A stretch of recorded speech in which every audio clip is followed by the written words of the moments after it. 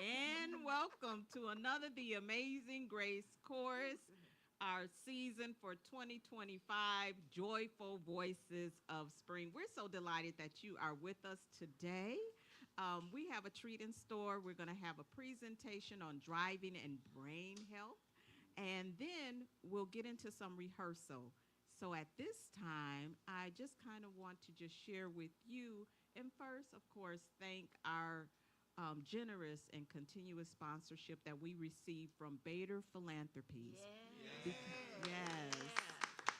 Because of you, we have been able to impact and transform the lives of so many in our community. Thank you. Thank you, thank you. The Amazing Grace Chorus program. Who are we? We seek to improve the quality of life of individuals and our participants who have been impacted by Alzheimer's and dementia. We try to make sure that individuals are connected and have access to community resources for support, respite opportunities as well. We established our chorus in 2014. So why do we sing? Because singing is great for brain health. It enhances memory recall, so it helps you to remember just occasional words that we use. It helps to improve your mood. Sometimes when you're feeling down, it lifts you up. It makes you feel joyful. It stimulates language and speaking abilities. And also, when we come together for our chorus rehearsal, coming together with individuals is so important. Social connectedness is key because social isolation is a public health issue, and they have found that it impacts people's health. Also, singing helps to lower stress levels, fatigue, and pain. And guess what? There's been a study that music is good for the heart. Yes. All right? Yeah. So, who leads this amazing Grace Chorus? None other than a phenomenal conductor team. We have with us for all of our 22 seasons, Mr. or Dr. 23, Mr. Vante Jones, the voice. Yay!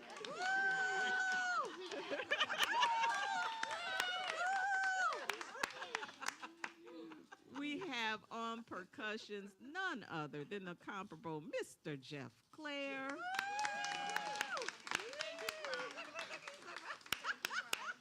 Sitting in with the chorus, we also have Mr. Gordon Harris. We have a guest maestro in the house with us today, Mr. David Nunley. And we can definitely, last but not least, our very own Mr. Kevin Casey Williams. And we always just have to give a shout out to our phenomenal conductor, Mr. Justin Wilson. All right. So, just to share with you a little bit about today's program, we're going to begin with a presentation by Dr. K.J. Hansmann on driving and brain health.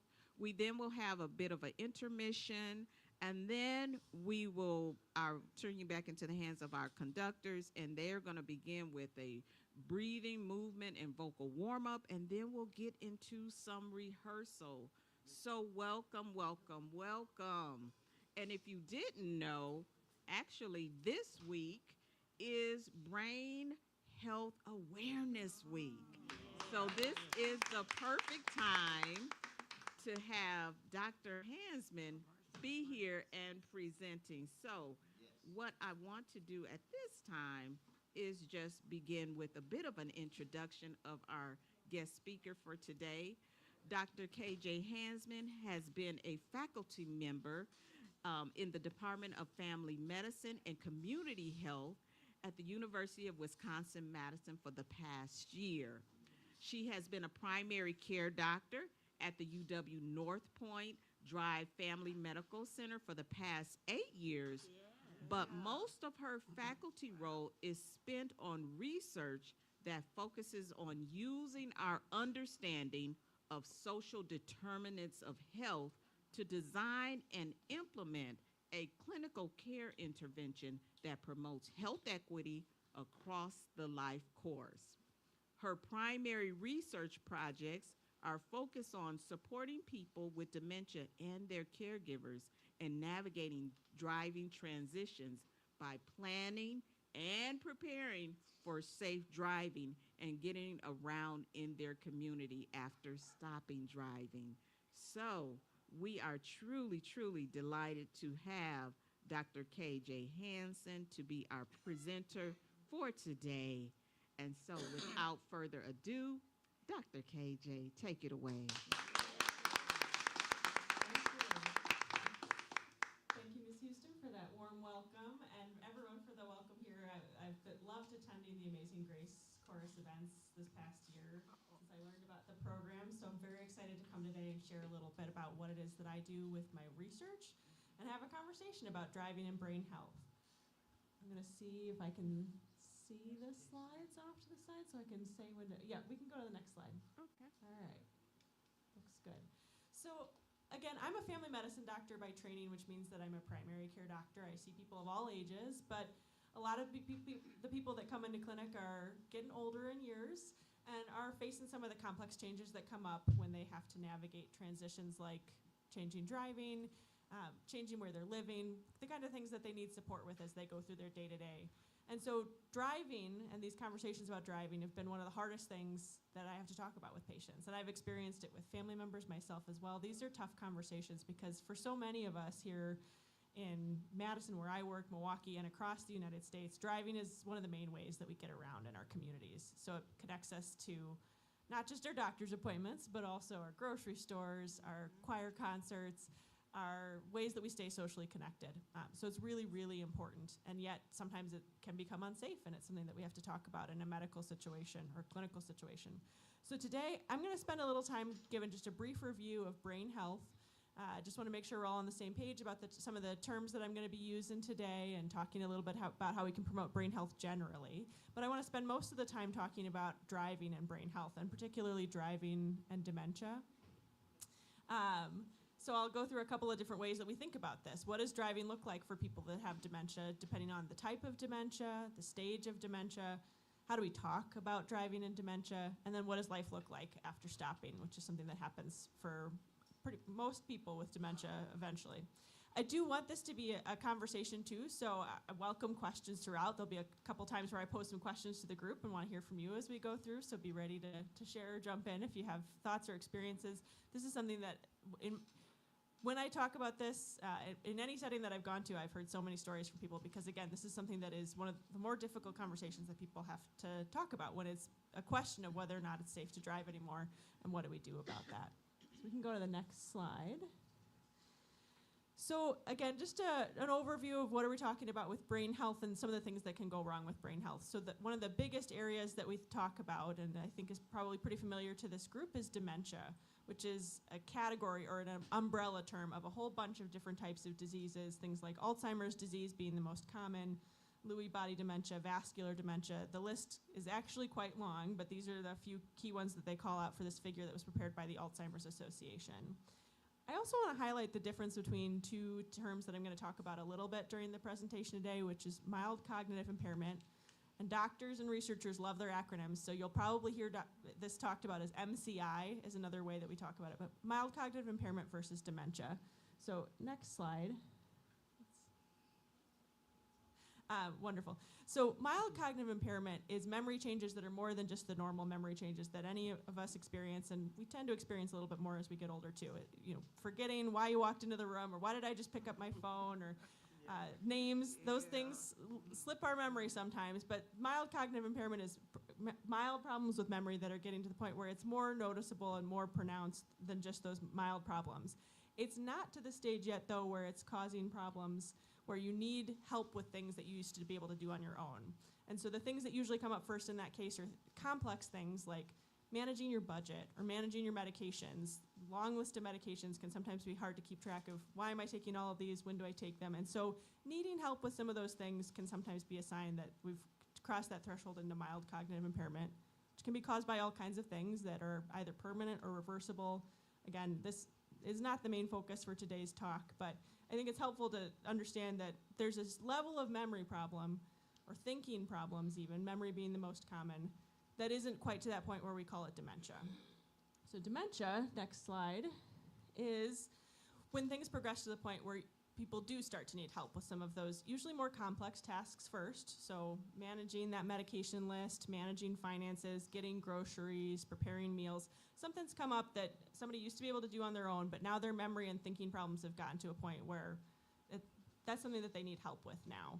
And typically, dementia is something that progresses over time, and so these symptoms can be mild. It can be just some of those minor problems and needing help with some of those more complex tasks, progressing to things more day-to-day tasks, the things that we need to do to be able to get out of the house, dressing ourselves, bathing ourselves. And so there's a whole spectrum of things that fall under that category of dementia as well. And I think the key thing there when thinking about how this impacts something like driving is that dementia does tend to progress. Sometimes it's a gradual, steady progression. Sometimes it's kind of abrupt stops and starts of how things are going with people's thinking. But one way or another, it can impact driving. Driving is one of those complex tasks that actually people can start to need help with because of their memory and thinking problems that come up with dementia. Next slide.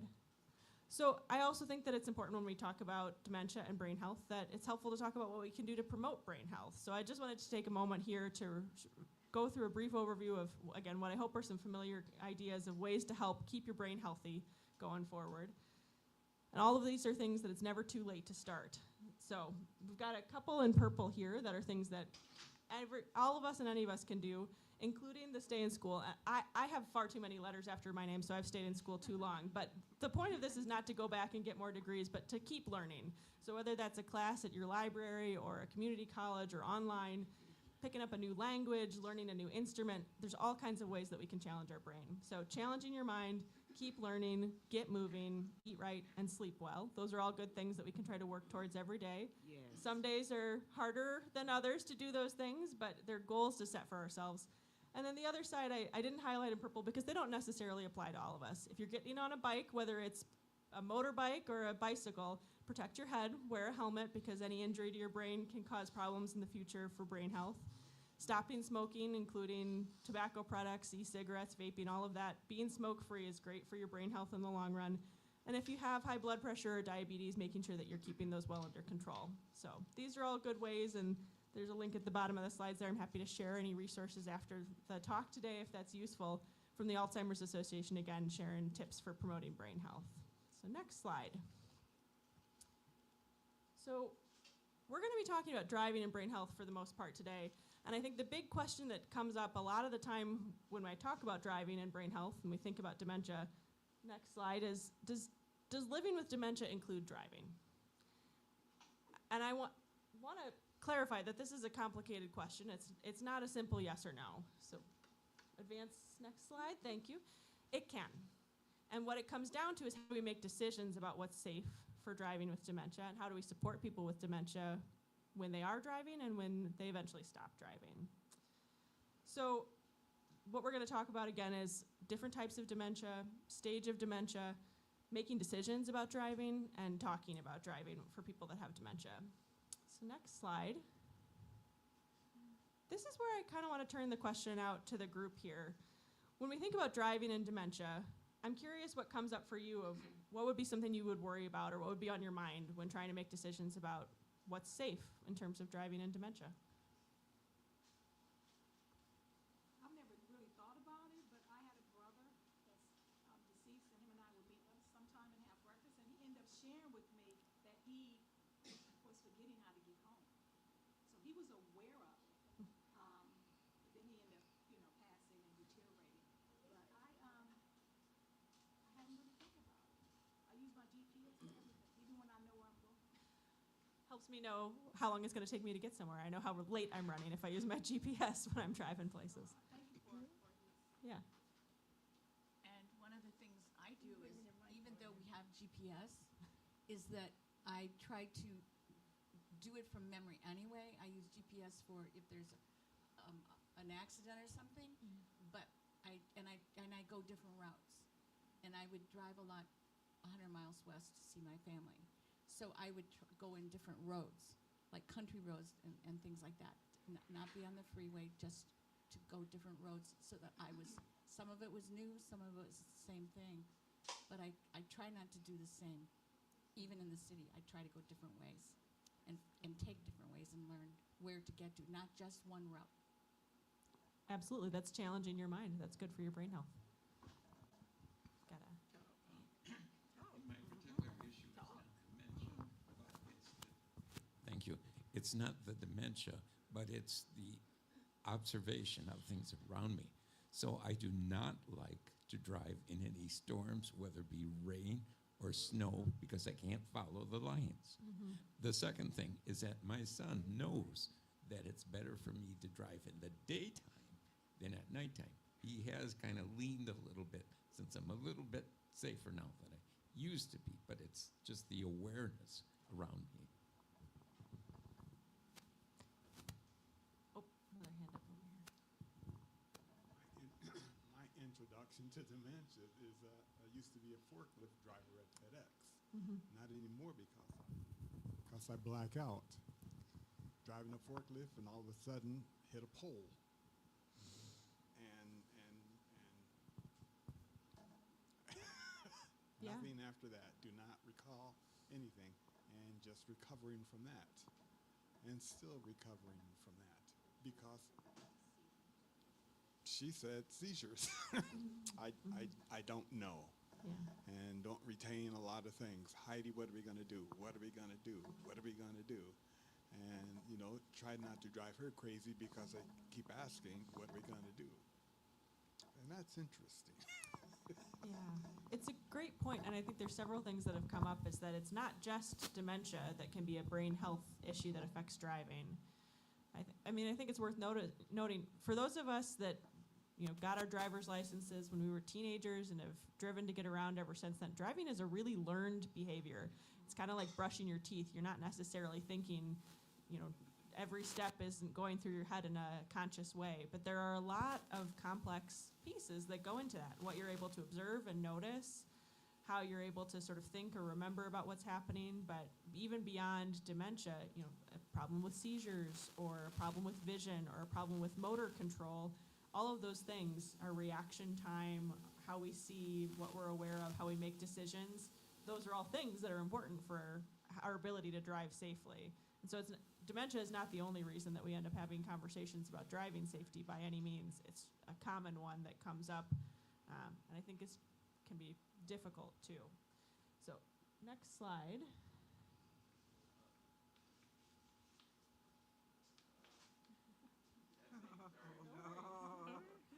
So these are just a couple of thoughts that came to my mind from, again, my experience working in clinic and reading what other studies have been done about what comes up for people who have dementia versus people that don't.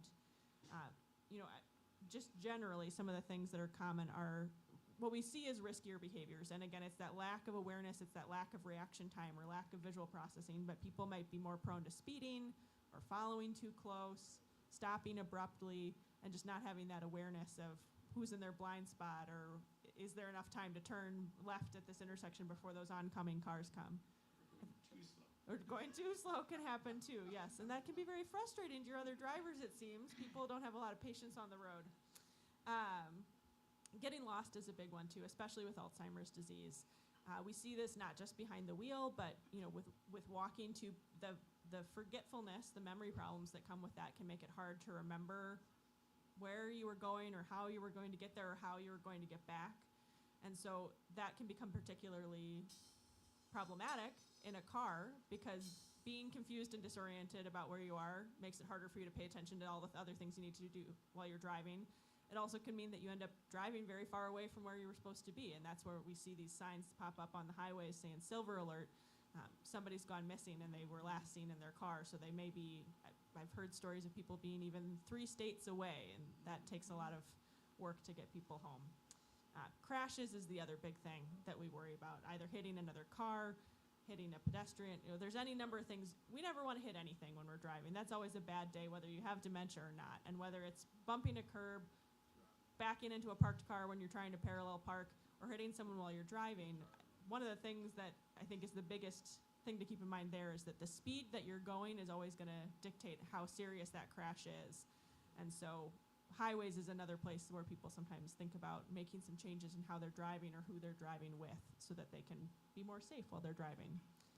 I mentioned that I'd talk a little bit too about, the type of dementia and how that impacts driving. So we talked about how Alzheimer's disease, we see more problems with wandering or getting lost. With vascular dementia, which is a type of dementia, after you have a stroke, that can have caused problems for your brain. And so one of the things that comes up there is either visual processing, so what you're seeing and how your brain is interpreting that, as well as just coordination and reaction time. Another type of dementia that was under that umbrella I showed earlier in the slides is frontotemporal dementia. And that's one where we see a lot of personality changes for people.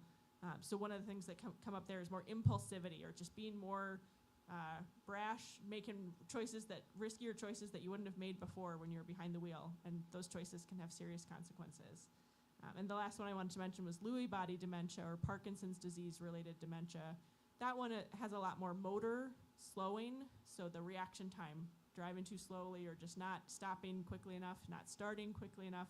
All of those are types of changes that we might see for people that have dementia or different types of dementia.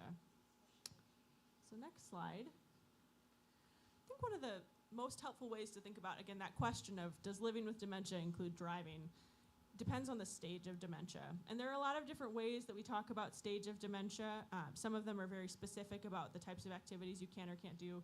I'm going to go through talking about, again, mild cognitive impairment. So before that dementia categorization, mild dementia, and then moderate or severe dementia. So pretty broad categories, but I just want to kind of walk through some of the common early changes that might let us know that someone is at that stage, how that's going to affect their driving ability, and then some of the ways that we think about how do we minimize the risks that might come with continuing to drive, because there are several stages in this process where there are ways that we can make it safer to drive for longer, rather than having a crash happen or someone getting lost, and then that's a red flag event that makes everyone very worried that something worse is going to happen, and usually ends up with people having the DMV involved, their doctor involved, their family involved, saying we got to take your driver's license away, which is the conversation no one wants to have and certainly no one enjoys having.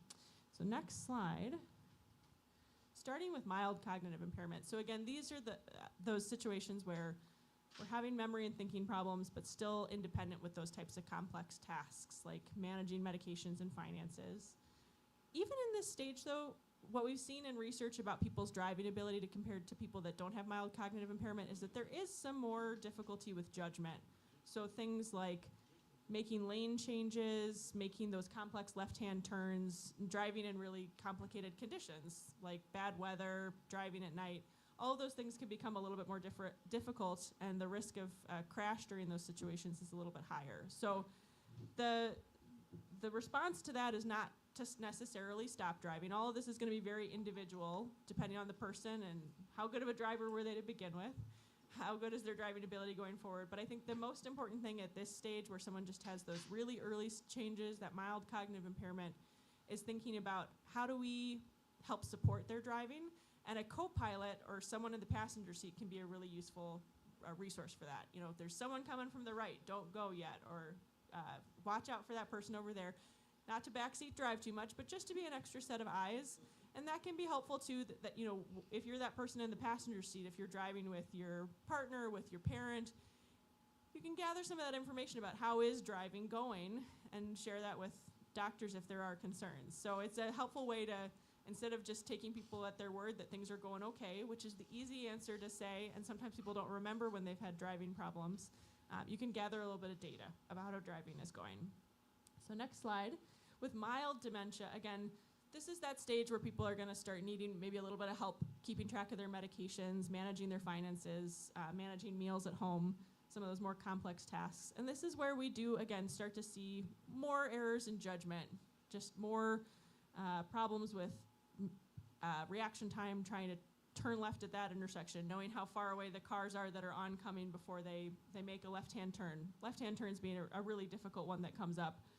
And this can also be a place where people start to have more forgetfulness about the routes that they're going. So again, the risk reduction approach here is really having someone as a co-pilot, also as a navigator, and to help not only just keep tabs on how is driving going and how can they give some feedback about that, but who's giving the instructions on when to turn. GPS is another great way to do that, although if you're not familiar with it, that can be a hard thing to learn at this stage. I see a hand up. Yes, I need to address this mild dementia.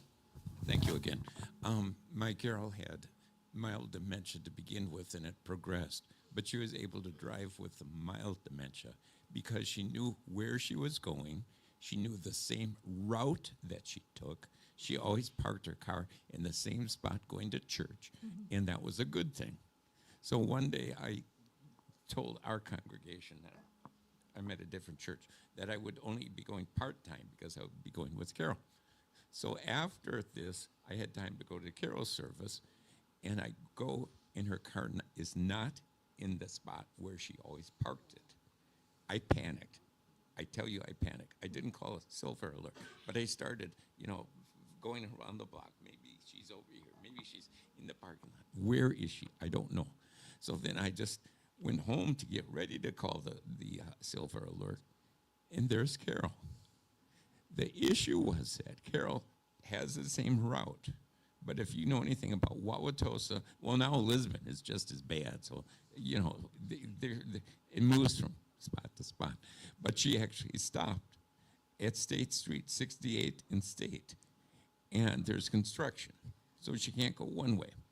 And then there's a train, so she can't go forward. So then she's just all mixed up. But she knew the best thing to do was to go home. And at that point, she willingly gave up her keys. I mean, no fight. Where her dad had Parkinson dementia, and we had to fight him for those keys and took them away and hid them. And that's the other alternative. So thank you. Thanks for sharing that. I think it's a great point that, again, for people that have mild dementia, it's not that they have to stop driving. It's that we have to be more conscientious about how their driving is going and making adjustments. Taking trips on routes that you're familiar with that are short distances from home is a great way to avoid some of those more complex things. But even then, like you said, there can be a day where there's construction and a train and things just aren't the same as they usually are, and that can be more overwhelming for someone with mild dementia. So all of these are great things to consider, and again, to take on a case-by-case basis. Each person is going to progress through how safe their driving is at a different rate. And so as you're driving along as the passenger, as you're gathering this information, as you're starting to talk with the doctors about this, some of the things that may come up too are some clinical tests or driving tests to help get some objective information. Oh, yes. Would you, I'm the, No, we can't hear you. Yeah.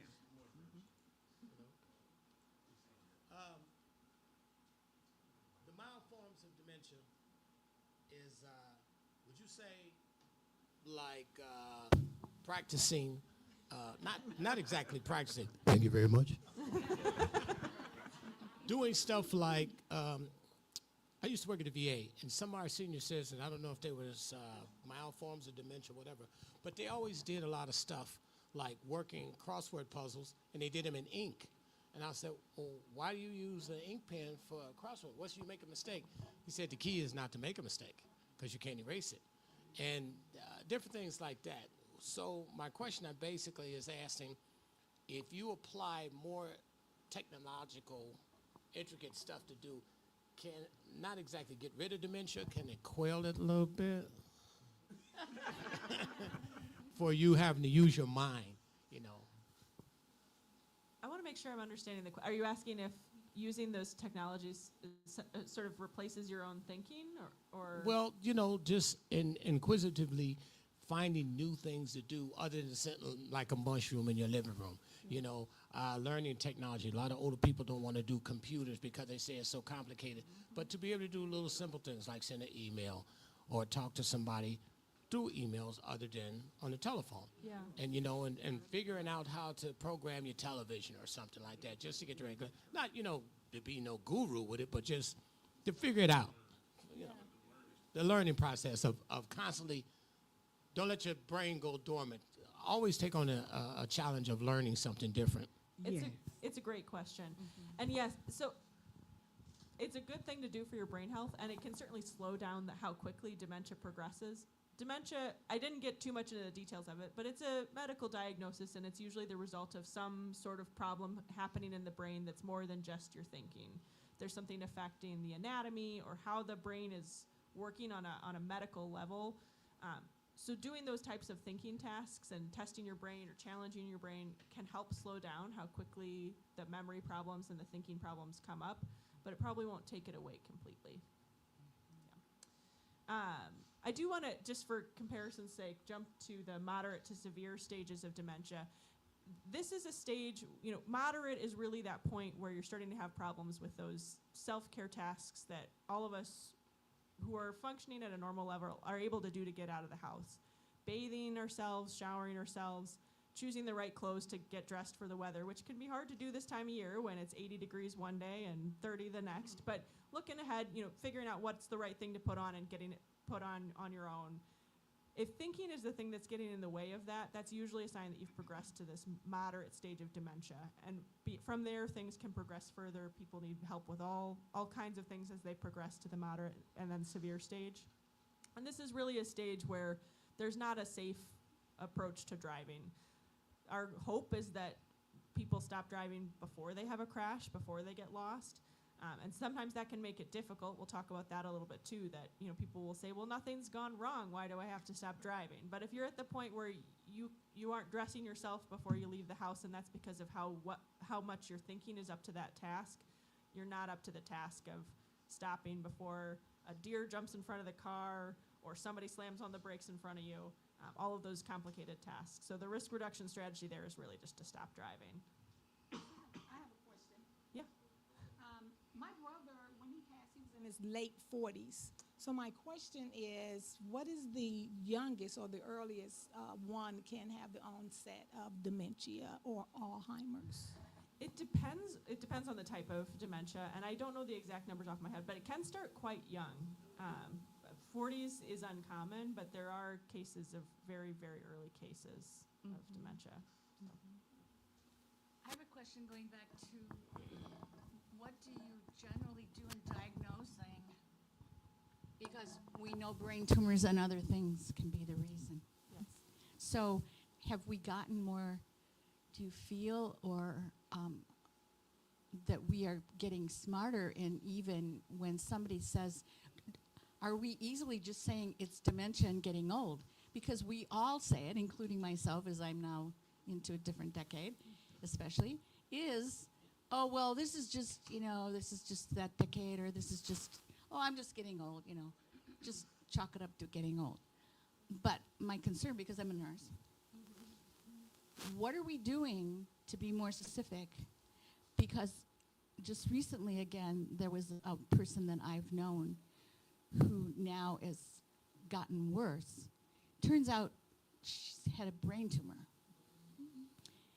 Now, I have not seen the people involved, but I'm very interested in finding out, what did they really do to diagnose her? Did they just let it go on and say, and nobody really looked at that she could have a brain tumor?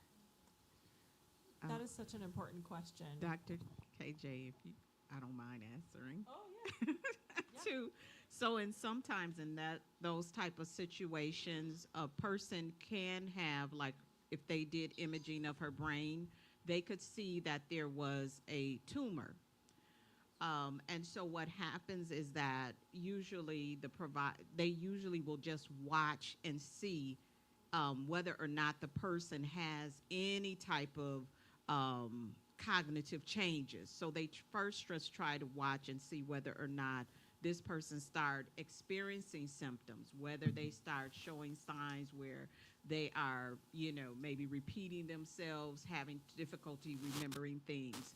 So many times, even if a person does have a brain tumor, and if it's not impacting any other areas of the brain, many times the clinicians will just, they'll speak with the person and say, are you having any difficulties? And if they're not, they will just say, well, it's not disturbing anything. It's not impacting that person's cognition.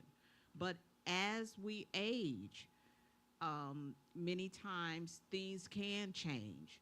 So that tumor could have, as a result, as she was continued to age, that it could have started impacting her cognition. But it's not, but the thing that many times clinicians will do, of course, they do the imaging in order to get a better look into the brain, and they will check the vessels as well as the brain matter to see whether or not there is any buildup of amyloid, any tau, if there are any type of changes within the brain.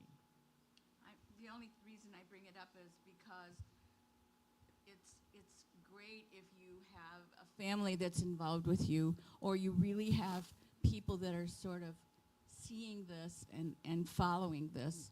But in certain cases, I think that person is onto themselves. There's hardly any engagement. There's not a lot of socialization. There's not a lot of getting into the community. So it's gone on so long, and then it's almost too late. But it's just something, and just and the urinary tract infections are a huge thing. So sometimes that's the other piece with it as we age. But I just it's very frustrating because I feel sometimes that we miss what could have probably been taken care of. And you and I have had that discussion about, it's a family member, but, as I live alone and I'm far away from my family and I see it with other people, it's very easy to miss and just someone say, well, she's this old, she's this, she's that, and it's dementia, and it's really, and even, an infection can just blow, and you can die from sepsis very quickly. You make a very good point, because if a person does not have someone who may, advocate.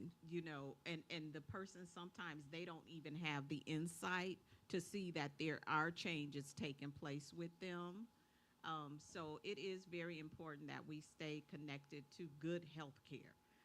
That makes a tremendous difference. And also, when it comes to when people are having cognitive changes, that is definitely having a very thorough neuropsychological type of examination is so important.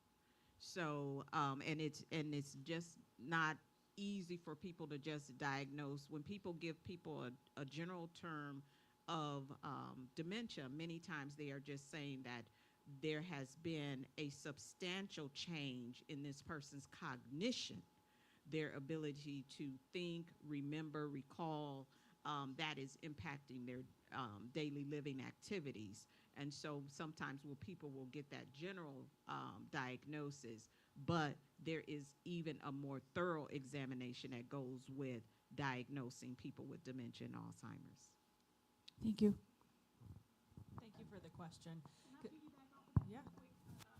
Answer question. So I actually thank Ms. Grace for introducing me to the Amazing Grace so I can become educated. But my second question is, how can one encourage someone that is in denial of their family, of their loved ones dealing with the onset of dementia? And so often they say, oh, they're just getting old, but yet it's something else more going on. How can we encourage someone? Because I run into a lot of people that are dealing with others. I even dealt with my mom and trying to get my family to recognize something was wrong. I didn't have enough education at the time to even have a discussion with them. But I do see others that I try to encourage to come to the Amazing Grace or come to different seminars.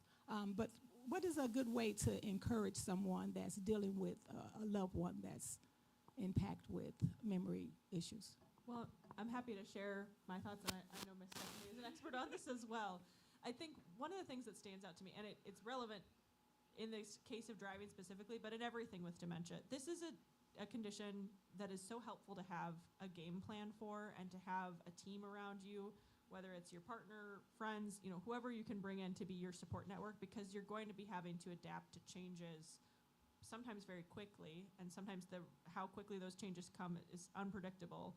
But there are going to be changes that are coming up that need important decisions to be made, and planning and preparing for those can not only slow down how fast they happen, there are steps you can take to slow down how quickly dementia progresses, but also just having a good plan in place while someone is still in those mild stages of dementia, and they can be involved in that conversation about, again, in the case of driving, how do you want that transition to go? What are the other resources you're going to use to get around in your community? That's going to lead to better outcomes than waiting for a crisis to happen and reacting to it.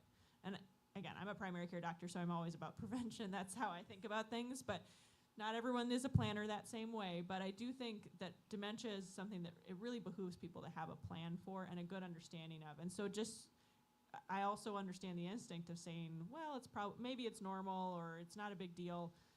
But getting the information and making good plans ahead of time, I think leads to much more peace for both the person with dementia and the people that are going to care for them as they go through that. I think the only thing I can add is that many times people lose insight, so they can say that they're in denial. And then sometimes, too, family members don't want to believe, but they do see the changes within their loved ones. And so many times when people are in denial, but having loss of insight is a medical condition. So that is something that is also a part of people who are living with dementia, where you can see they have had cognitive decline. They're no longer able to carry out their complex activities of paying their bills and managing their doctor's appointments and all of that.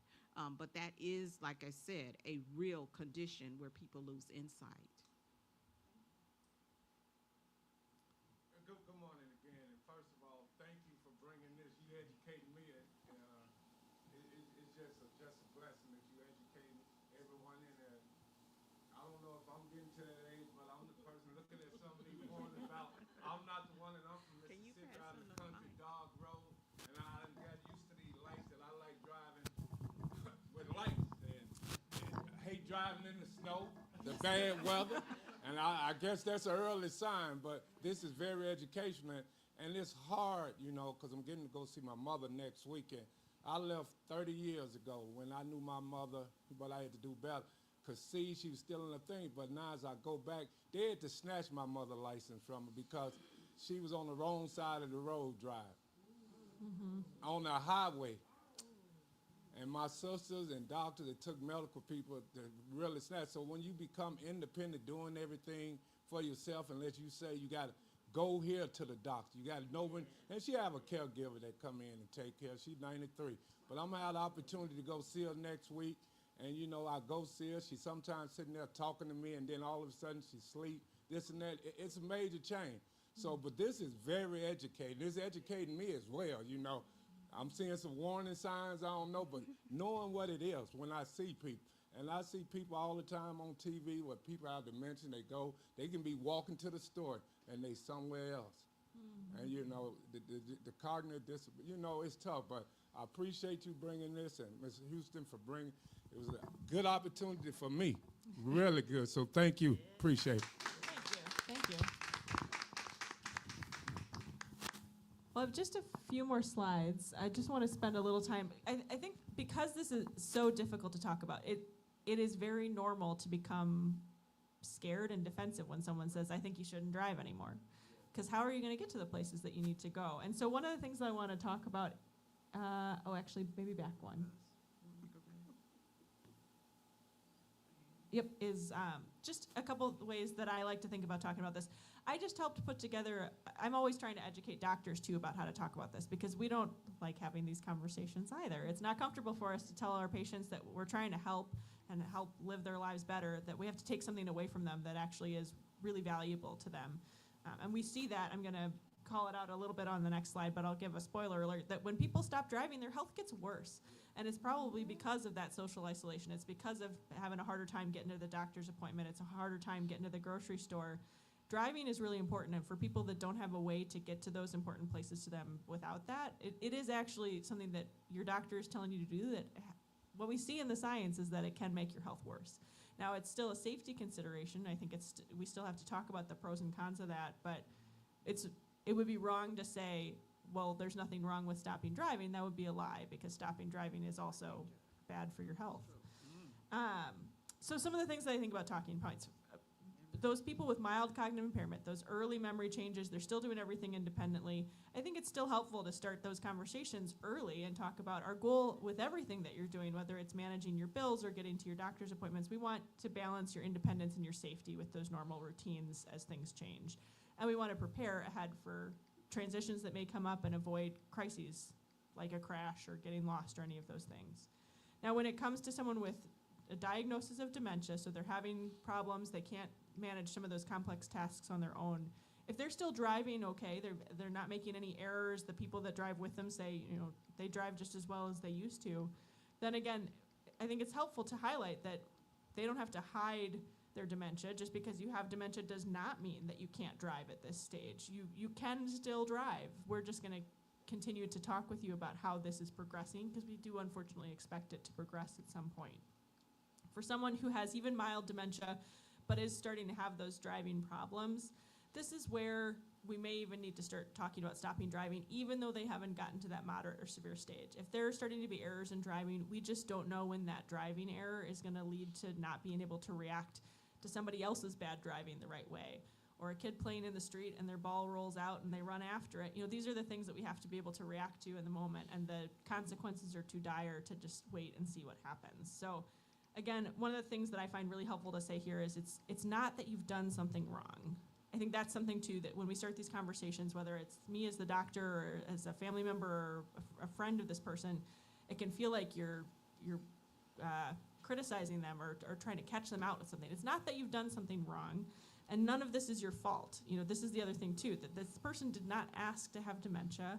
They did not ask to have problems with their driving, and so they can feel very criticized and judged when we start talking about it.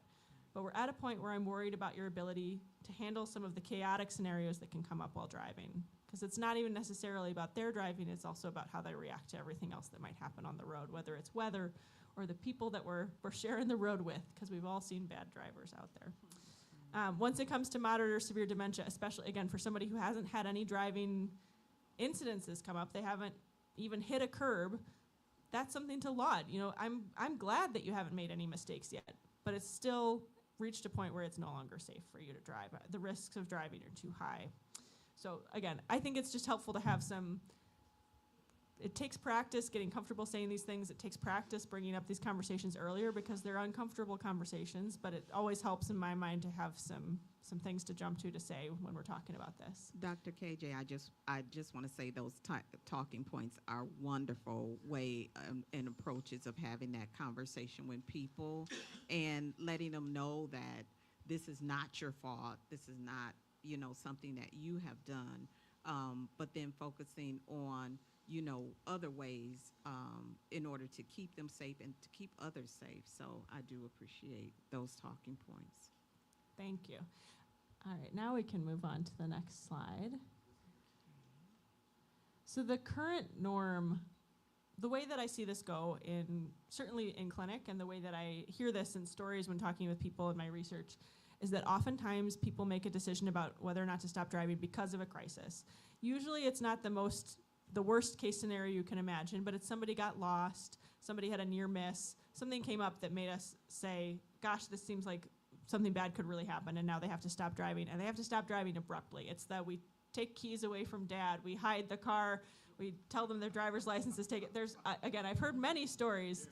Take the spark plugs out. With my grandma, we had to tell her that her car needed maintenance, and so she couldn't drive it, and she just believed us with that. But some people are very stubborn when it comes to this.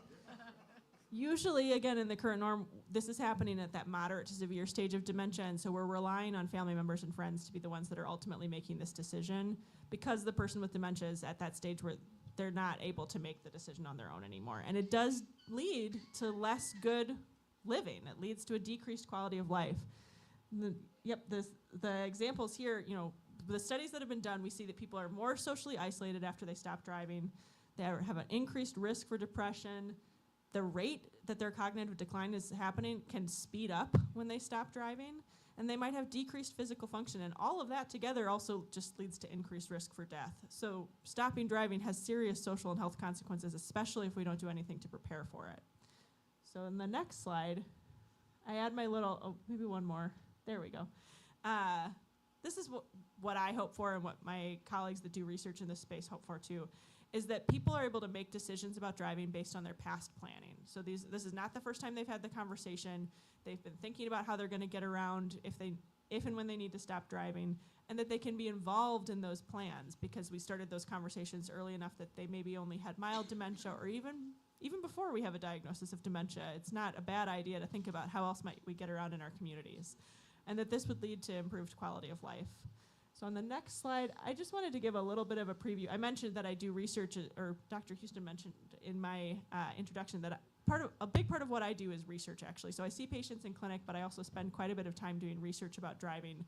And that can look a lot of different ways, but in my case, what I'm trying to do is think about how do we have these conversations more regularly in clinic and better in clinic. And so I'm in the very early stages of that. I'm just in my first year in my faculty position, but over this last year, I've been doing a pilot project with two goals. One was to learn about opportunities and challenges for talking about stopping driving, and I did that I'm still in the process of doing that this month, finishing up some interviews with care partners for people with dementia and people with dementia themselves who have experienced this transition about driving.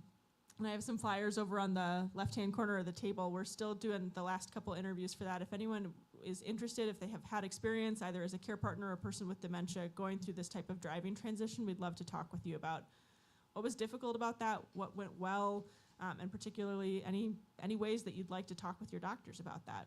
And then the other part of the study that I've been working on, there are a couple people in the room, Mr. Holland, Miss Judy here, who were helpful in this process. We had an advisory group that met to talk about how can we best study the way that we look at this in clinic. So we actually had several conversations where we talked about what are the questions that we need to ask, what are the key important topics when we talk about driving, how do we bring people in, how do we recruit them to participate in this type of study, just to get all on the same page about how do we make sure we're reaching the right people when we do this research. And so in that next study, our big goals are going to be to learn about how patients and caregivers think about how ready they are for this type of transition and how that informs how they want to talk about it. You know, what's most useful to start talking about for people that haven't really thought about this yet, they don't feel ready for the transition, versus people we have a few patients who say, you tell me when, doc, and I'll stop driving, but it's not the norm.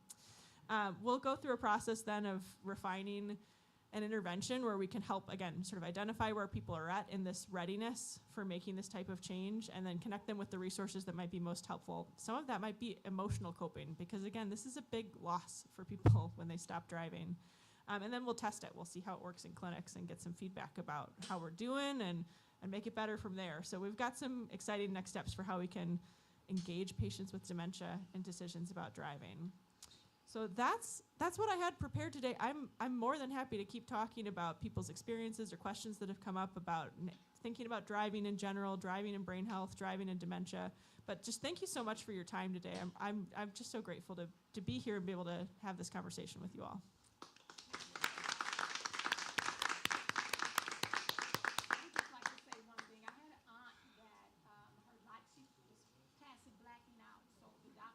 Automatically had her license taken away from her, and sadly to say, she was my close aunt. I actually spoke with her every day, but she went into a depression.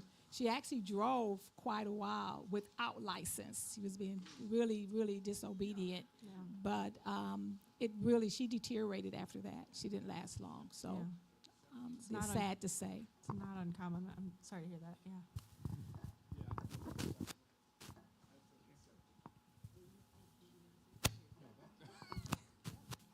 Say accepting. You know, same thing happened to me. You know, when I come home after the accident at work, Steve, we're taking away your license. What? No. Driving this out of 16. No. Yeah. For me, it was a little different. I never wanted to drive. As a matter of fact, Steve helped me get my license. I was almost 30.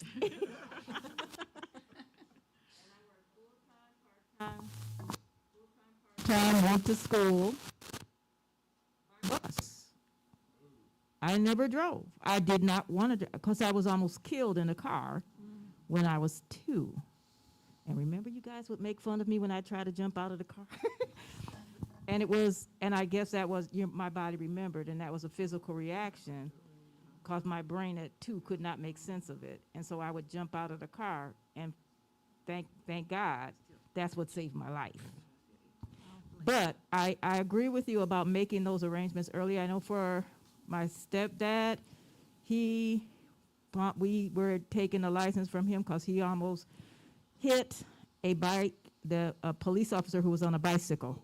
He almost pulled away from a curb, and I just happened to be at the window and saw it and told my mother. Both of them were very strong personalities, very strong independent personalities. But once he almost hit that police officer, we knew that was it. And I know at that point, that's when we had the conversation, like you were saying. And my mom, she really didn't want to give up driving. And thankfully, in Milwaukee, the Department of Aging offers many, many forms of transportation for seniors. So if you have the conversation early, you can kind of set it up, because they had a van that would come to the house and pick her up and take her to like the Y or whatever, like $4 each way. And that was something she could do. So she was okay with that. If we had to go somewhere, I was like, well, do you want to drive or do you want me to drive? And after a while, I think she recognized that she was having more challenges getting lost. And so it kind of set a scenario where she could say, oh, I don't feel like driving, you drive. And she was okay with that. So I think that helped with the transition. And then I also know in some neighborhoods, I know in my neighborhood, we have something that's called Eastside Senior Services. And they have volunteers who will also drive you to like the doctor for groceries or whatever. And those services are free. So I think in some communities but to access it, you have to have those conversations early. So I will agree with that 150%. Have those conversations early. Don't be embarrassed. Don't be ashamed. Yeah. I can still do stuff, but I'm already having Eastside do stuff for me too. So do not be embarrassed or ashamed, and try to bridge that gap. And we can create safe communities that way for everyone. Absolutely. Thank you for sharing. I think taking that shame and judgment out of this process as much as we can is so important. So thank you for sharing. I also have to share the experience was why my son took concern in my driving habits. I did have an accident, and it's one of those things that you just made a decision that was wrong. Mm-hmm. Fortunately, no one got hurt because they pulled back enough so it wasn't. Yeah. But he said, okay, Joe, you got to do something. You have to take a driving course. AARP offers this fabulous course for seniors. I've taken it once, and now I might even take it a second time. It's free, and it's important to find out where it might be. Ours was through a senior center, so just Google AARP. If you're a member, please be a member. Yeah. If you're not, meaning be a member. Yeah. So that's my advice. Wonderful. I just want to add another resource as well. That's why I love the Amazing Grace Chorus, because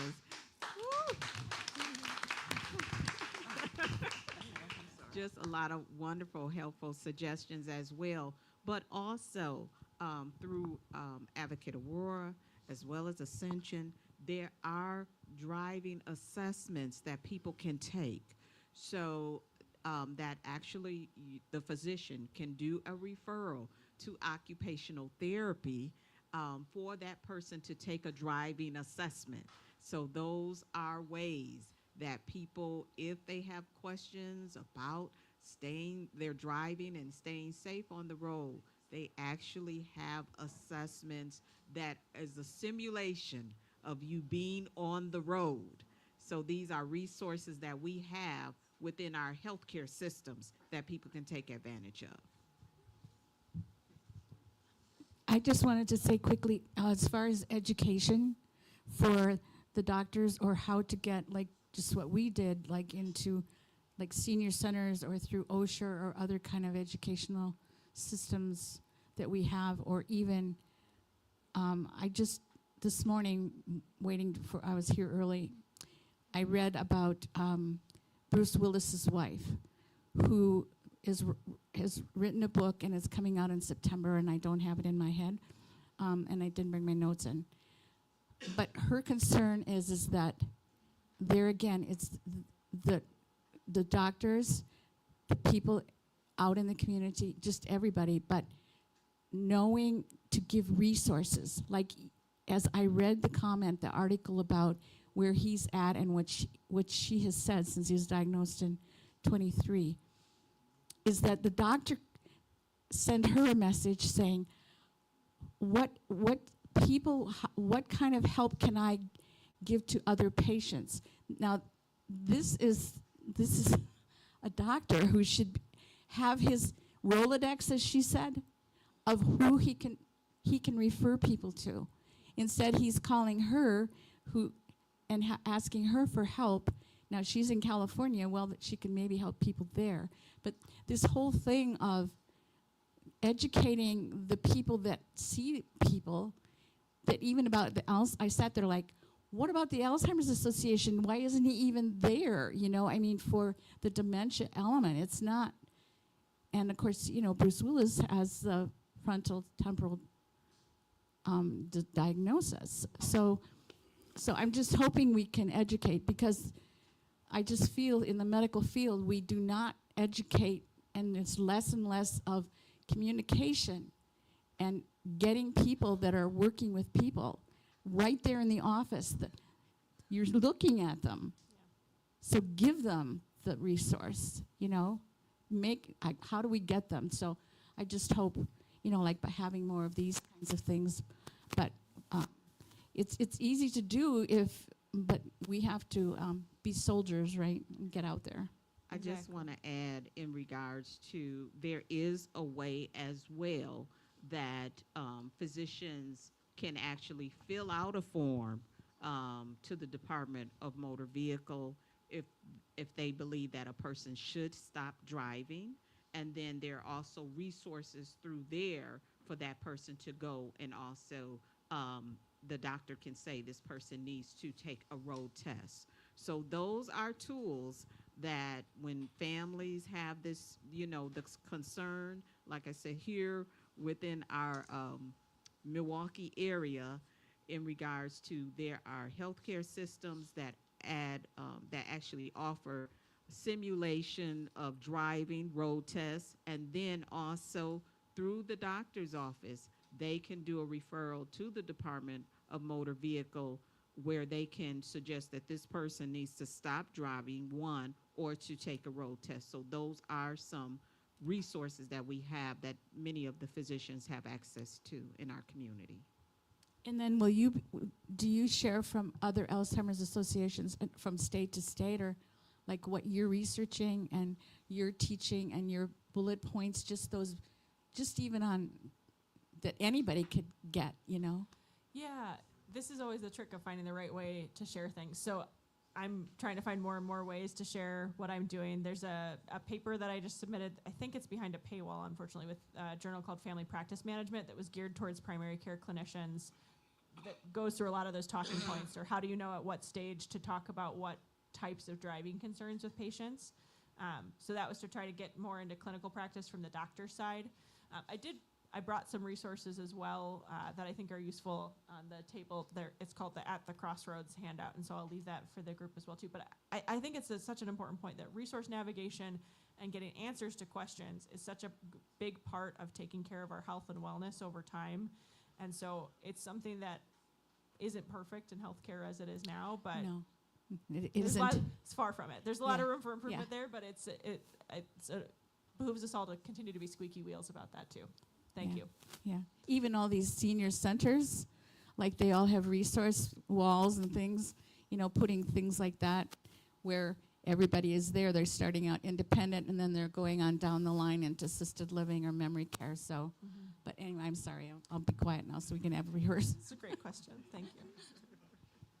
All right. We just want to and just give Dr. KJ final words today before we transition into our rehearsal for today. So Dr. KJ, you have the floor to give some further thoughts, and we appreciate you. We'll give you to give us some further thoughts. Thank you, Ms. Stephanie. Well, I just want to say thank you for the time today and for having me. This is such an amazing group, and I say that knowing that it's a bit of a pun. It's so great to see people come together.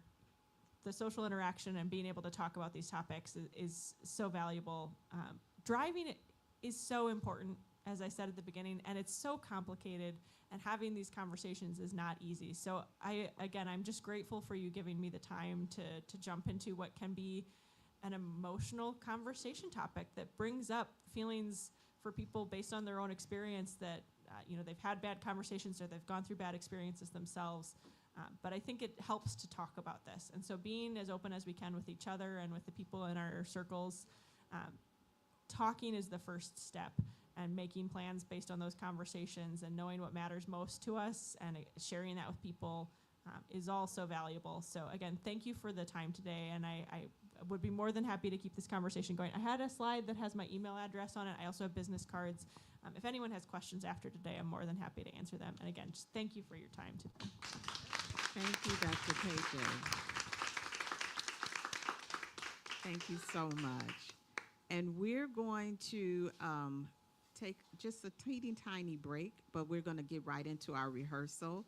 So thank you, Dr. KJ, for that amazing presentation. And thank you, Amazing Grace Chorus, for all of your wonderful questions and adding to the conversation today. Thank you.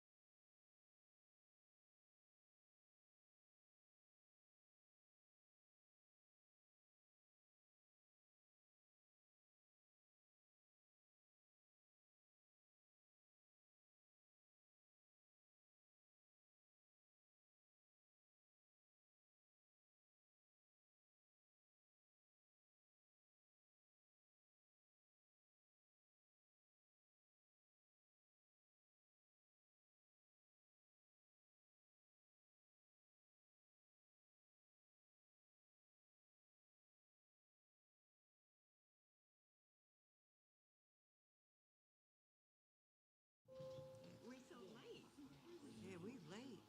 I told you we couldn't have no 15 minutes.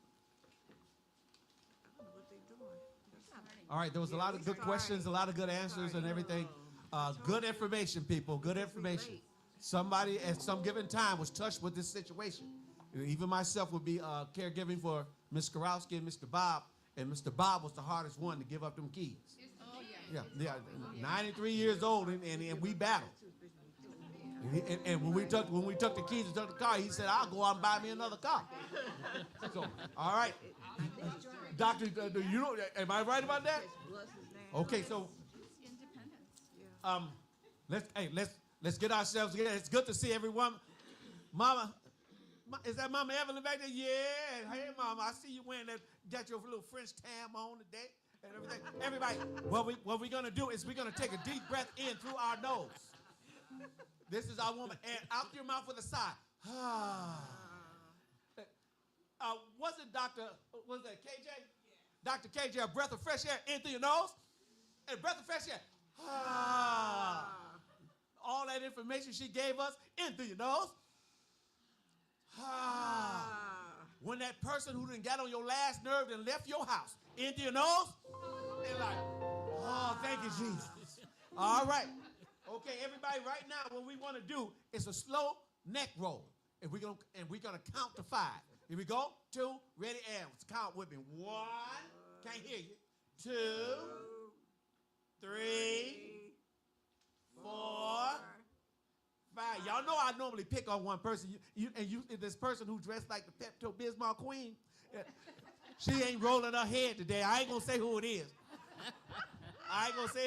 Okay, opposite direction. We're going to count 5 to 1. Here we go. 5, 4, 3, 2, 1. And 5, 4, 3, 2, and 1. Very good. Now we're going to do a front shoulder roll. And now this goes like this to the front, okay? We're going to count to 5. Y'all count. I need y'all to count loud. 2, ready, and 1, 2. I need to hear the men. We only got 1 in the crowd right now. 4. Where's Steve at? 5. Okay, we're going to reverse it. 5, 4, 3, 2, 1, and 5, 4, 3, 2, 1. Dr. KJ, I appreciate you doing this because everybody has to be involved when we come up in here. You know, we leave no child left behind. All right. Good to see Miss Sappho here, y'all. She's one of the staff of English teacher, 12th grade. Let's welcome her here, Miss Sappho. We call her Lady Napoleon because she gets the job done. Okay, now what we're going to do is stretch to the ceiling. Okay, I'm doing this kind of quick because the maestro has to leave. Stretch all the way up. Now, what I want y'all to do is come down slow like the Temptations. Doom, doom, doom, doom, doom, doom, doom, doom, doom, doom, doom, doom, doom, doom, doom, doom, doom, doom. All right, okay. Right hand up, lean, and when you feel a stretch, stop. Don't fall over. Hold it there, extend it a little bit.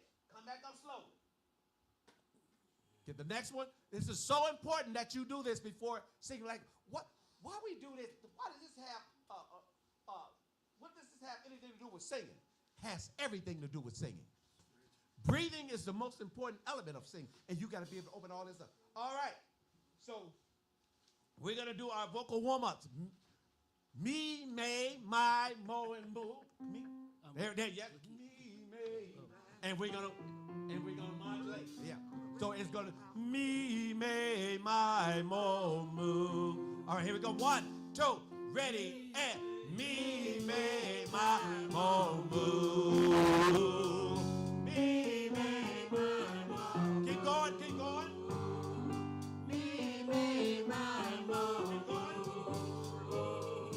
Me, may, my, mo. Keep going. Me, may, my, mo. Lord, me, may, my, mo. Take it over again.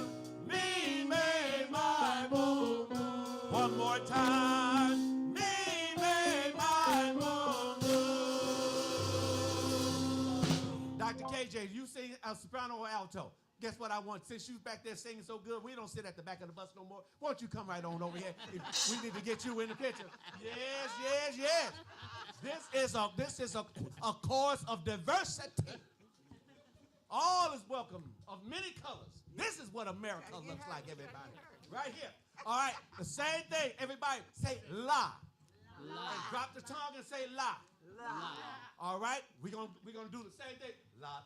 Okay. Yep, that's what I said. La la la la La, la la, la, la. Yes, sir. All right, here we go. Y'all ready? Start from the top. 2, 3, and la la la la la la la la la. La la la la la la la la la. La la la la la la la la la. Open up. La la la la la la la la. How we sound? La la la la la la la la la. La la la la la la la la la. La la la la la la la la la. La la la la la la la la. Come on, Lisa. One more time. There. La la la la la la la la la. All right, we getting ready to go into it now. It's all right.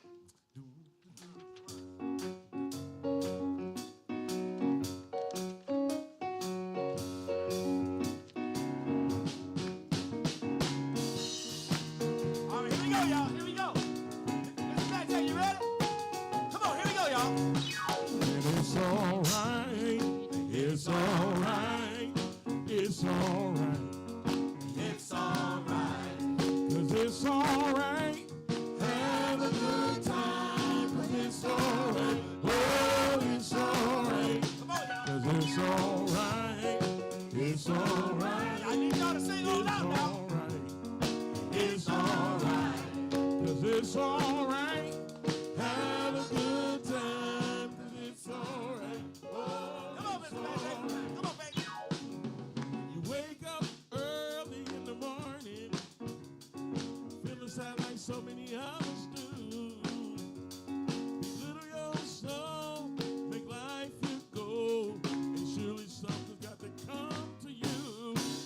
it's alright. It's alright. 'Cause it's alright.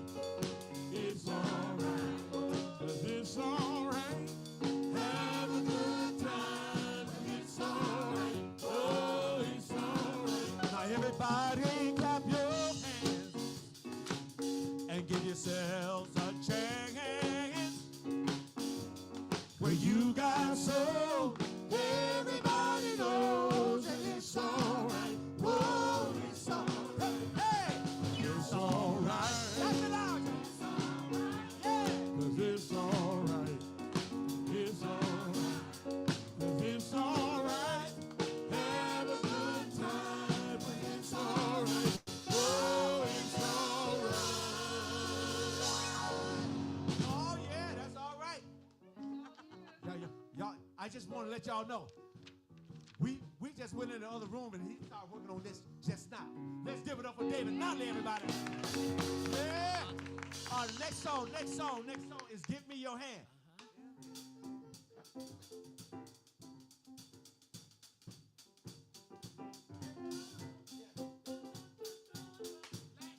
Yeah.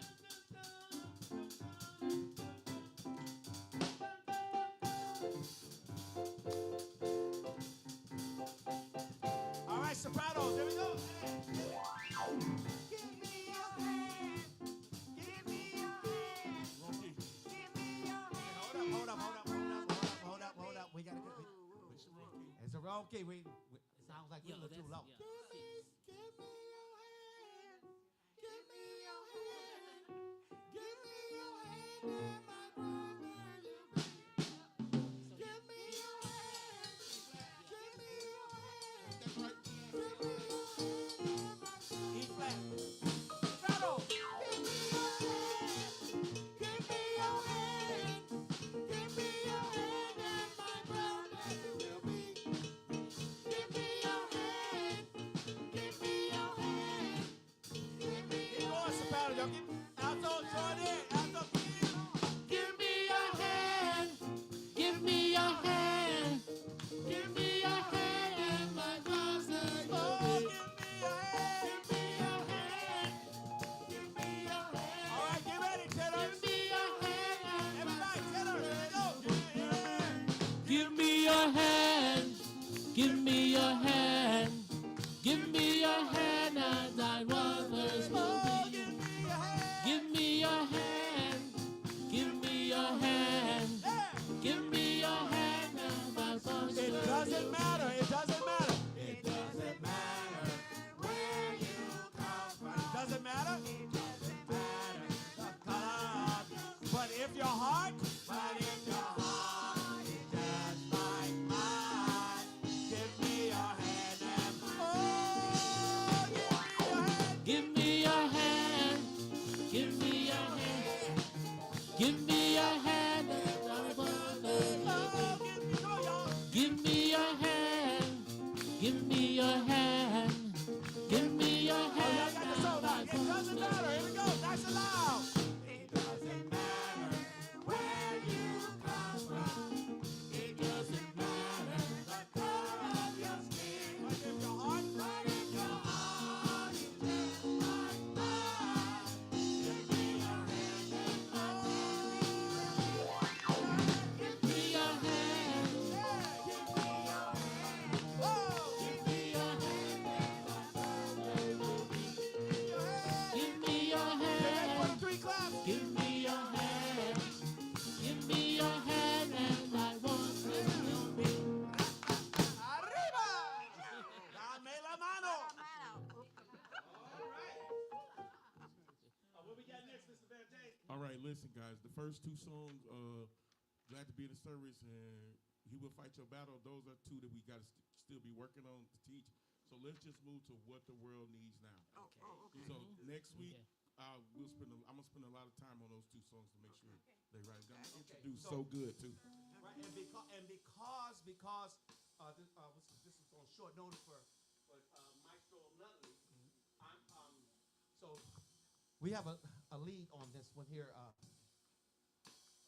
Maestro, and so you just follow her. Sure, I'm gonna okay. take my mic over to her. What? So So that she sings this song so wonderful. How we sounding on the screen there, Mister? Are we good? All right, y'all. That's not the song. Okay. That's not the song she sings. We are D major. I can do whatever key. Number 19, Ms. KG. Oh, number 19? Yep. Okay.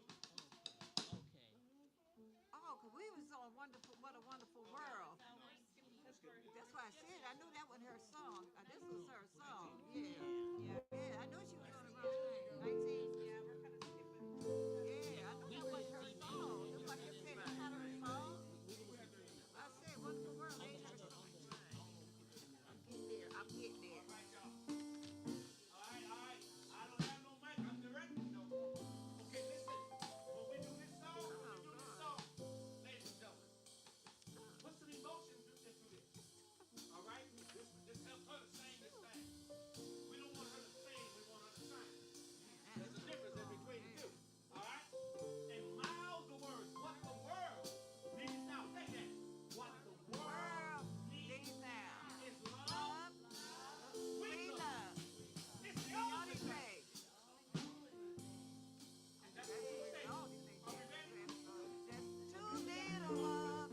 Just too little love. Everybody got it? Y'all got your phone? What the world needs now is love, sweet love. It's the only thing that can just a little of the world needs now is love, sweet love. Not just for some, but for everyone. Lord, we don't need another mountain. There are mountains on hillsides enough to climb. There are oceans and rivers enough to cross, enough to last till the end of time. What the world needs now is love, sweet love. It's the only thing that there's just too little of. What the world needs now is love, sweet love. No, not just for some, but for everyone. Lord, we don't need another meadow. There are cornfields and wheat fields enough to grow. There are sunbeams and moonbeams enough to shine. Oh, listen, Lord, if you want to know What the world needs now is love, sweet love. It's the only thing that there's just too little of. What the world needs now is love, sweet love. Not just for some, but for everyone.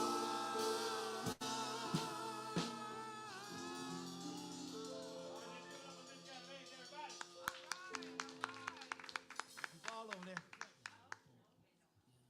This ain't your month yet because your last name is May. We in March. All right. Very good. What we got next, Mr. Vanche? Let there be peace on earth. Okay. And that's page number 20. Yeah, the next page. Yeah, page 20. Let there be peace on earth. Dr. KJ, you hanging on in? I hear you over there. You better. Guess what? We got a scarf and flowers for you too. Yep. Once you are in, there's no getting out. Oh, I don't know if Stephanie didn't told you. that's a soprano mafia clique. Miss Casey told me. I know people be thinking we playing. I don't be playing You about that. told me. All right, y'all. Alzheimer. Yeah, let me get Mop back your to let clit. there be peace on earth. You know, because I feel my constituents, the maestro, Doctor 23. He got his eyes on me right now. All right, so here we go. Give me an intro on that, maestro.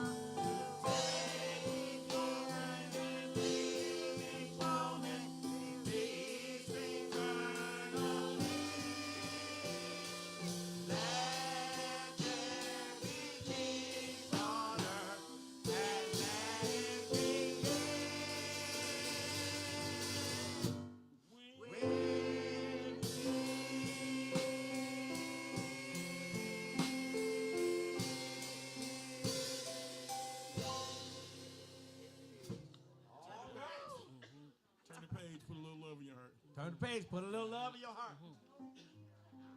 So we go A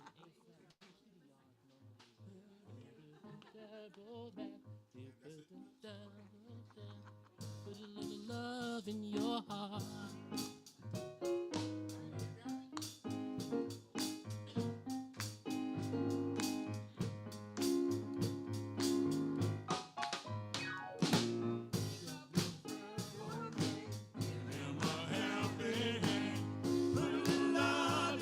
heart. You see it's getting late. Oh, please don't hesitate. Holiday right here. Put a little love in your heart. And the world will be a better place. And the world will be a better place for you and me. Just wait and see. Another day goes by till the children Eyes right here. put a little love in your heart. If you want the world to know, we won't let hatred go. Put a little love in your heart. And the world. And the world will be a better place. And the world will be a better place for you and me. Here we go, guys. Just wait and see. Here we go. Put a little love in your heart.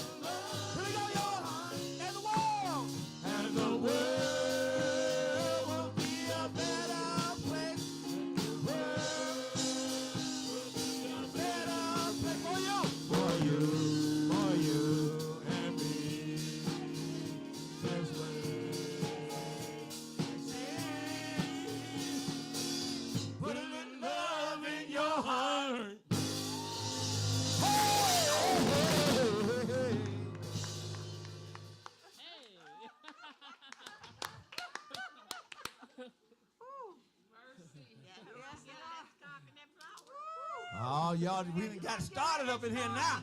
You gotta give her a star. It's 12:06. And what time you have to leave? You have to get it right. 12. You got to, our last song. Oh, see. He about to get started up in here, y'all. I love the Lord. He heard my cry. What you got?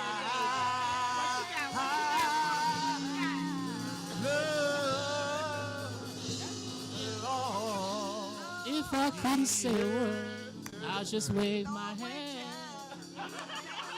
I told y'all about him. Take the Lord with you. Hey. Take everywhere you go. Y'all, we got to do Amazing Grace. Stephanie, you got some closing words. Yeah. Oh my goodness. Y'all know I'll start preaching. I'm trying to hold back today. Go ahead. This was good. Y'all, let's give it up to Dr. Daly. I think we got our backup, y'all. Yes, we do. Stephanie was wiping down chairs, and all of a sudden, we was trying to figure it out. Then the Lord just put something on my heart. I mean, hold on. I know of one. I don't know many, but I do know of one. Let me call David Nutley and see what's on his mind. One call, that's all. And he came to the rescue, y'all. Short notice. Just a matter of moment, we went in another room and we was running through it. He said, come on, let's try this. All right. Okay. See? All right now. Now he has to go at 12:15, but I got a feeling everything's gonna be all right. Whoa, got a feeling everything's gonna be all right. Oh, I got a feeling everything's gonna be all right. Be all right, be all right, be all right.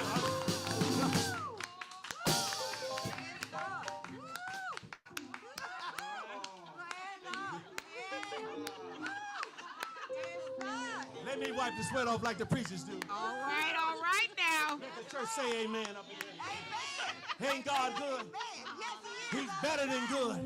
And you can't spell good without spelling God. It's awesome. G-O-D. All right now. All I need is a He little sits on Band-Aid to high break and he on looks down down now. low. All I need is a little Band-Aid to give me a little something. Band-Aid, you got a little something, just a little taste, just a little taste. Just a little something. Just a little something before we close out. Just a little something. And Oh, yes. Come on, B. Yeah, come on. just a Come little. on, something about the name of Jesus. Woo! Okay. Just a little Band-Aid before he We goes. got a little bit of something from the voice. Just a little Something something. about the name of Jesus. You know, Paul and Silas was locked up, and they had a preacher in jail and they had a singer in jail. Yeah. And by the time everything over, the doors opened up around midnight, and nobody left because church was going on in the prison. And guess what? It was after 12 o'clock. Look what time it is right now.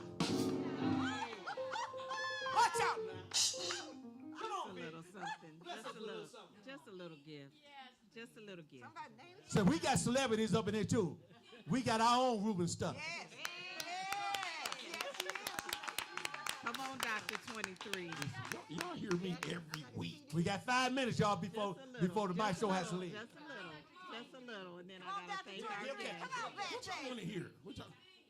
Come on, Betsy. Tell me what y'all want to hear so it'll be easier. Whatever. Whatever. Whatever is your heart. Yes, not ours, yours. Bless us. Yes, bless us. Come I on. love you, Lord, Oh, yes. Okay. and I lift my voice to worship you. Oh, my soul, rejoice. Take joy, my King, and what you hear, let it be a sweet, sweet sound in your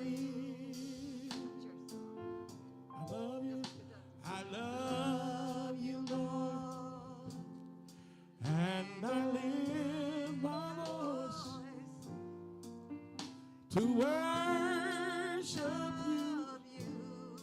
Oh, my soul, rejoice. Take joy, my King, in what you hear.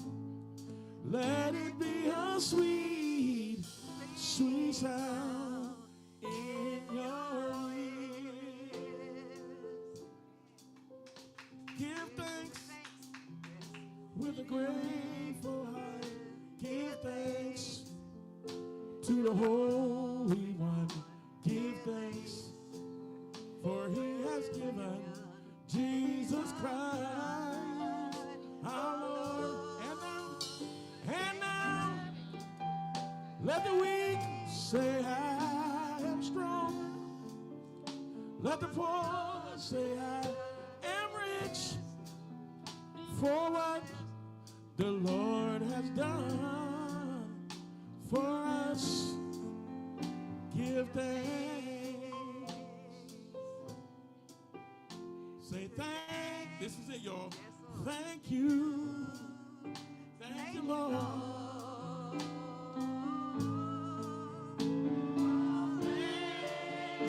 Thank you.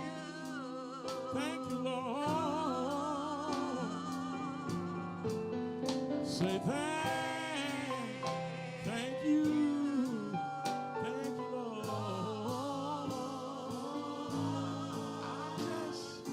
I just want to thank you.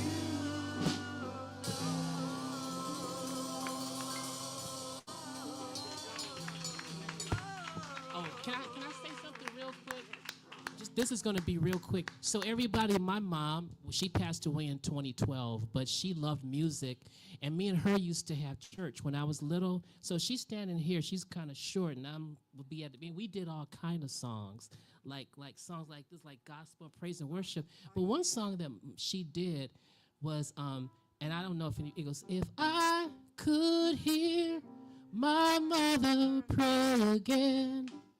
If I could hear her tender voice again, so happy I would be, for it means so much to me. Oh, y'all know that? If I could hear my mother pray. I didn't know y'all knew that. Oh. Yeah, my grandmother used to say that. My mother pray again. If I could hear her tender voice again, so happy I would be, for it means so much to me. If I could hear my mother pray again. So we did that. But all of this reminded me, my mom and I love, she... Oh, Lord. Woo. Got Miss Stephanie Yeah. crying. So My grandmother passed in 2010. She used to sing that song to me when I was little. Oh, Lord. I'm in tears. Oh, Jesus. Oh, Lord. Okay, you can... Oh, Okay. Lord. No. Oh, yes. He took me back. He took me back.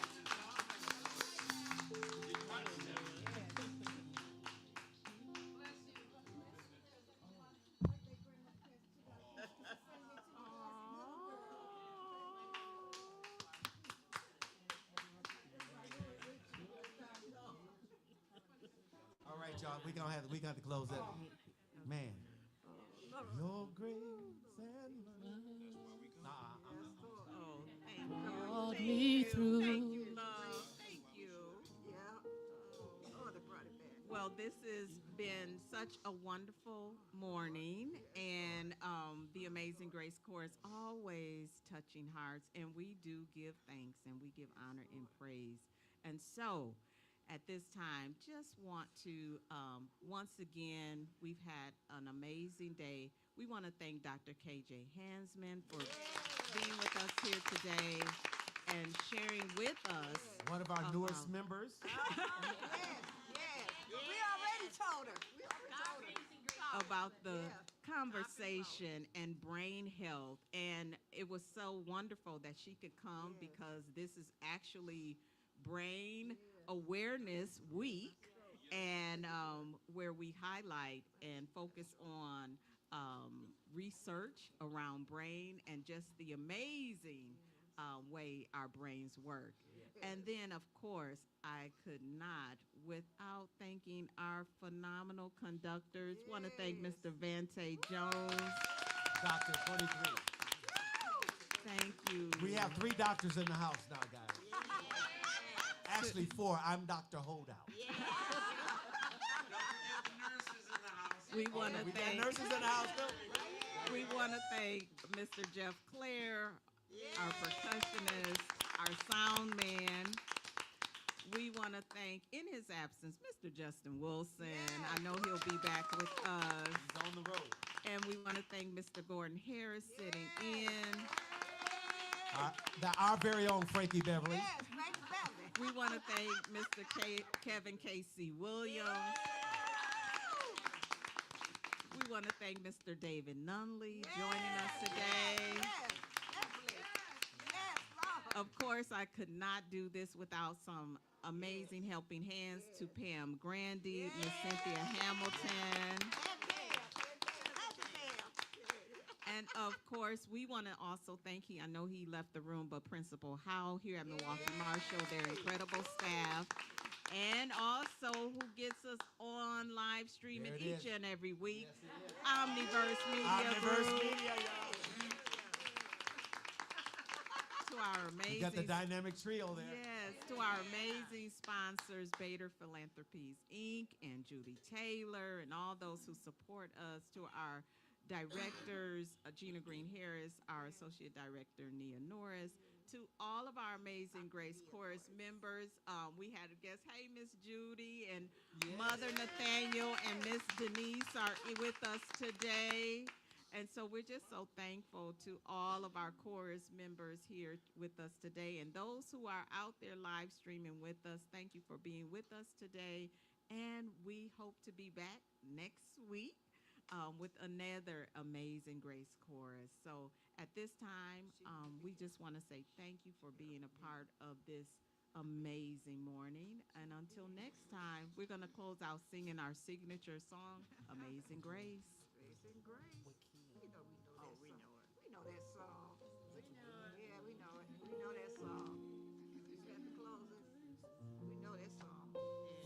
Yeah, we know it. It's up there anyway. Got the chance up there. Here we go, everyone. We're going anyway. Amazing grace, how sweet the sound that saved a wretch like me. I was lost, but now I'm found. Was blind, but now I see. When we've been there, when we've been there. When we've been there 10,000 years, Right? bright shining in the sun, we know that days to sing God's praise. And when we first began, Acapella, Amazing Grace, acapella and. Amazing grace, how sweet the sound that saved a wretch like me. I once was lost, but now I'm found. Was blind, but now I see. Was blind, was blind, blind. Hey, how sweet, what up,